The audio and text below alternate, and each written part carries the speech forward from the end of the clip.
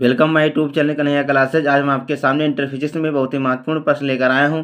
संपर्क में रखे दो पतले लेंस की फोकस दूरी। दोस्तों, ये दो पतले लेंस हैं जो एक दूसरे के संपर्क में रखे हैं। माना पहला लेंस L1 है जिसकी फोकस दूरी F1 है, दूसरा लेंस L2 है जिसकी फोकस दूरी F2 है।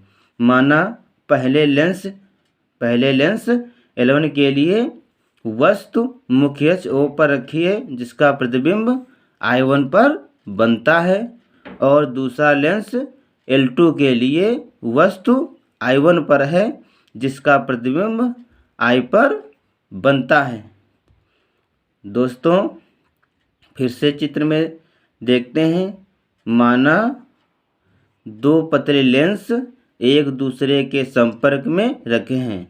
माना दो पतले लेंस एक दूसरे के संपर्क में रखे हैं। दोनों लेंसों की फोकस दूरी F1 और F2 है। पहले लेंस L1 के लिए वस्तु मुख्य अक्ष O पर है जिसका प्रतिबिंब I1 पर बनता है। दूसरे लेंस L2 के लिए वस्तु I1 पर है जिसका प्रतिबिंब I पर बनता है। दोस्तों, अब हम यही लिखते हैं। माना दो पतले लेंस एक दूसरे के संपर्क में रखे हैं। दोनों लेंसों की फोकस दूरी क्रमशः F1 व F2 है। यदि पहले लेंस L1 के लिए वस्तु O मुख्य अक्ष पर है तो उसका प्रतिबिंब I1 पर बनता है, और दूसरे लेंस L2 के लिए वस्तु I1 पर है तो उसका प्रतिबिंब I पर बनता है।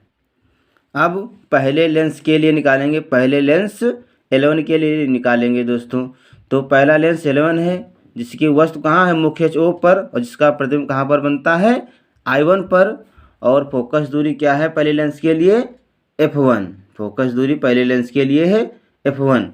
तो निकालते हैं। पहले लेंस L1 के लिए वस्तु की दूरी O कितनी है, वस्तु कहाँ दोस्तों माना है हमने, O। वस्तु क्या माना, O। तो पहले लेंस के लिए वस्तु की दूरी कितनी है दोस्तों, U। कितनी मानी हमने, पहले लेंस के लिए वस्तु की दूरी मानी है U। तो लिखेंगे यहाँ पर U। प्रतिबिंब की दूरी, यानी कि दोस्तों ध्यान से देखिए, पहले लेंस के लिए प्रतिबिंब, तो ये पहला लेंस है तो पहले लेंस के लिए प्रतिबिंब की दूरी कितनी मानी हमने, पहले लेंस के लिए प्रतिबिंब की दूरी कितनी है मानी हमने V1। तो लिखेंगे प्रतिबिंब की दूरी I1 पर बनती है, और प्रतिबिंब को कहाँ से लिखते हैं हम, V से। प्रतिबिंब को कहाँ से प्रदर्शित करते हैं हम, V से। तो 1 लगा तो यहाँ पर 1 लगा देंगे। फोकस दूरी, तो पहले लेंस के लिए फोकस दूरी कितनी है, F1। पहले लेंस के लिए फोकस दूरी कितनी है, F1। तो पहले लेंस के लिए फोकस दूरी F1 है, तो हमने लिख दिया पहले लेंस के लिए फोकस दूरी है F1। अब लेंस के सूत्र से तो लेंस का सूत्र होता है 1/F बराबर 1/V माइनस 1/U। दोस्तों, इसी लेंस के सूत्र में हम ये U, V1 और F1 के मान रखेंगे। तो पहले लिखा है 1, तो लिख देंगे यहाँ पर 1। F कितना दिया है, F1। तो जहाँ पे F है वहाँ पे लिख देंगे हम F1 बराबर 1 है तो 1/V कितना दिया है, V1। तो V के स्थान पे लिख देंगे हम V1 माइनस 1/U। ये तो U कितना दिया है, U। तो U के स्थान पे हम लिख देंगे U। इसको मानेंगे समीकरण नंबर 1। अब दोस्तों निकालेंगे हम दूसरे लेंस L2 के लिए। तो दूसरे लेंस L2 में वस्तु कहाँ दोस्तों है, I1 पर। वस्तु कहाँ है, I1 पर। इसका प्रतिबिंब कहाँ बनता है, I पर। दूसरे लेंस L2 के लिए वस्तु I1 पर, इसका प्रतिबिंब बनता है I पर। तो दूसरे लेंस L2 के लिए वस्तु की दूरी I1, यानी कि दोस्तों दूसरे लेंस के लिए वस्तु हमने क्या माना है I1, क्या माना है I1।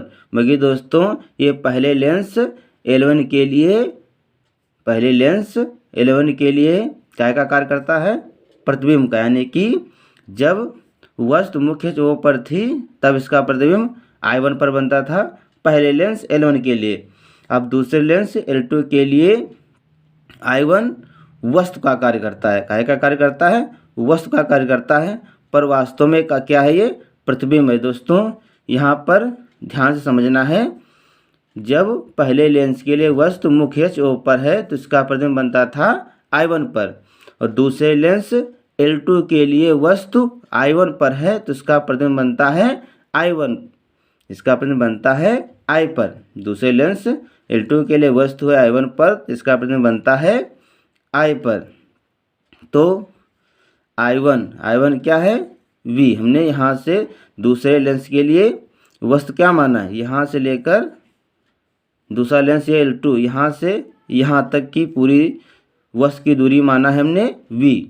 क्या माना है V, क्योंकि ये पहले लेंस के लिए प्रतिबिंब का कार्य करता था, अब दूसरे लेंस के लिए वस्तु का कार्य करता है, पर वास्तव में है क्या, ये प्रतिबिंब। इसीलिए हम यहाँ पे क्या लिखेंगे, V लिखेंगे। वस्तु की दूरी क्या लिखेंगे, V। 1 है तो 1 लगा देंगे। प्रतिबिंब की दूरी है I, तो प्रतिबिंब को लिखते हैं हम V से। और दूसरे लेंस के लिए फोकस दूरी कितनी है, F2। दूसरे लेंस के लिए फोकस दूरी है F2। ध्यान से यहाँ चित्र में देखते हैं, दूसरे लेंस के लिए प्रतिबिंब यहाँ से ये है प्रतिबिंब I पर बन रहा दूसरे लेंस के लिए, तो दूसरे लेंस के लिए प्रतिबिंब क्या है V, और फोकस दूरी क्या है F2। यही हमने यहाँ पर लिखा है, प्रतिबिंब की दूरी V और फोकस दूरी है F2। अब निकालेंगे लेंस के सूत्र से। कौन सा सूत्र लगाएंगे, लेंस के सूत्र से। तो लेंस का सूत्र होता है 1/f बराबर 1/v माइनस 1/u। ये होता है लेंस का सूत्र। अब इसी सूत्र में मान रखते हैं, 1 है तो 1f कितना दिया है F2, तो इसको मानेंगे F2 बराबर 1/v कितना दिया है V माइनस 1/u। वस्तु कितना माना है हमने, यहाँ पर है V1, तो u के स्थान पर लिख देंगे हम V1। इसको मानेंगे समीकरण नंबर 2। अब समीकरण 1 व 2 को जोड़ने पर, अब समीकरण 1 व 2 को जोड़ते हैं। तो समीकरण 1 का बायां पक्ष है F1 और दूसरे का बायां पक्ष है F2। तो पहले बायां पक्ष जोड़ते हैं, तो हो जाएगा ये F1 प्लस, तो इनके बायां पक्ष हैं F1 और प्लस लगा दे, जोड़ रहे हैं, और बायां पक्ष क्या है F2। अब दायां पक्ष जोड़ो, दायां पक्ष है 1/v माइनस 1/u, तो लिख दिया हमने 1/v माइनस 1/u। जोड़ रहे हैं तो हमने लगा दिया प्लस, दायां पक्ष है 1/v माइनस 1/v1, तो लिख दिया 1/v माइनस 1/v1। अब माइनस का 1/v1 और प्लस का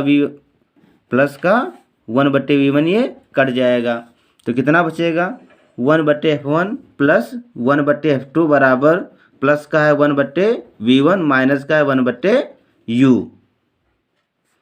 हम जानते हैं कि लेंस का सूत्र होता है 1/f बराबर 1/v माइनस 1/u। तो इसका मतलब जहाँ पर 1/v माइनस 1/u है वहाँ पर क्या लिख देंगे 1/f।